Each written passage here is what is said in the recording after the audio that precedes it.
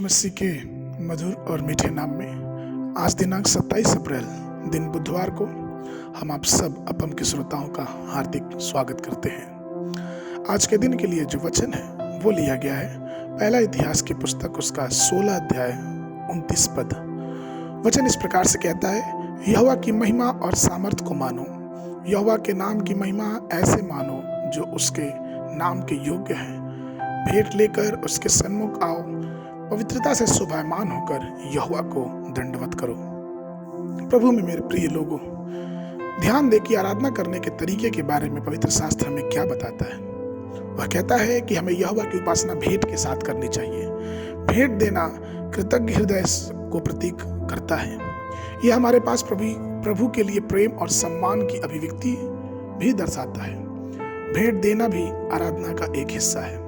जब यीशु मसीह का जन्म पृथ्वी पर हुआ तो पूर्व के ज्ञानी उनकी उपासना करने के लिए खाली हाथ नहीं आए, बल्कि वे अपनी सर्वोत्तम भेंट अपने साथ लेकर पवित्र शास्त्र में मत्ती रचित सुसमाचार उसका 2 अध्याय उसका 11 पद इस प्रकार से कहता है, और उस घर में पहुंचकर उस बालक को उसकी माता मरियम के साथ देखा और मुंह के बल गिरकर उसे प्रणाम किया और अपना अपना थैला खोलकर उसे सोना और लोबान और गंधरस की भेंट चढ़ाई। प्रभु आपके भेंट में समृद्धि नहीं होने वाला और ना ही प्रभु आपसे चाहता है कि आप उसे भेंट दे और वो बड़ा होगा, बल्कि हमारा भेंट हमारे परमेश्वर के लिए एक प्रेम का प्रतीक है, एक प्रगटीकरण है कि हम उसका सम्मान करते हैं, उसकी सारी आशीषों के लिए, उसकी सारी अनुग्रह के लिए जो उसने हमारे जीवनों में दिया है। कई बार जब हम हवाई अड्डे पे अपने दोस्त या अपने उच्च अधिकारियों को रिसीव करने जाते हैं तो हाथ में गुलदस्ता या माला या शॉल लेके जाते हैं। यह हमारे यहाँ की प्रथा है।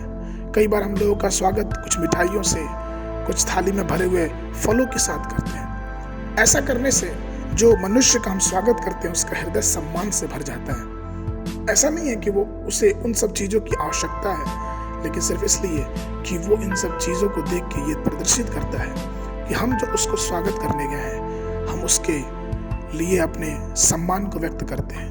और इस तरह से एक और बात होती है कि हमारे जीवनों में अगर हमारे रिश्तों में कोई पुरानी कड़वाहट होती है तो वो भी समाप्त हो जाती है। इसी प्रकार से मेरे प्रियो, यदि हम और आप अपनी सर्वोत्तम भेंट प्रभु के सामने लेके आए जब हम उसकी आराधना करते हैं तो परमेश्वर का हृदय इन सब भेंटों से प्रसन्न हो जाता है। लेकिन क्या आप जानते हैं कि आप यहोवा की सबसे अच्छी भेंट क्या दे सकते हैं?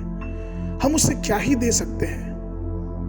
इसका उत्तर हमें रोमियो की पुस्तक उसका 12 उसके पहले पद में लिखा है, जिसमें इस बात का पता चलता है कि हम परमेश्वर को कुछ नहीं लेकिन अपना जीविता शरीर, अपने शरीर को पवित्र और परमेश्वर को बलिदान स्वरूप करके उसके सामने प्रस्तुत कर सकते हैं। अर्थात अगर हमारे पास कुछ है जो हम परमेश्वर को दे सकते हैं तो वो हमारा जीवित शरीर है, जिसको हम अपनी पवित्रता में, परमेश्वर की अगुवाई में, परमेश्वर के सामने समर्पित करें। इसलिए प्रभु में प्रिय लोगों, प्रभु ने अपने आप को क्रूस पे एक जीवित रूप से बलिदान कर दिया, जिसके लहू बहाने से हमारे पापों का छुटकारा मिला, हमें छुटकारा मिला। इसलिए आइए अपने शरीर को भी हम निस्वार्थ रूप से परमेश्वर के सामने एक भेंट के रूप में चढ़ा दें, जिससे हमारा जीवन परमेश्वर के लिए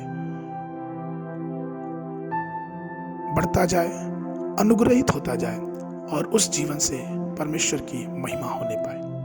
आज के मनाने के लिए जो पद है वो लिया गया है भजन संगीता की पुस्तक उसका 116 अध्याय 12 और 13 पद। वचन कहता है, यहोवा ने मेरे जितने उपकार किए हैं उनका बदला मैं उसको क्या दूं? मैं उद्धार का कटोरा उठाकर यहोवा से प्रार्थना करूंगा।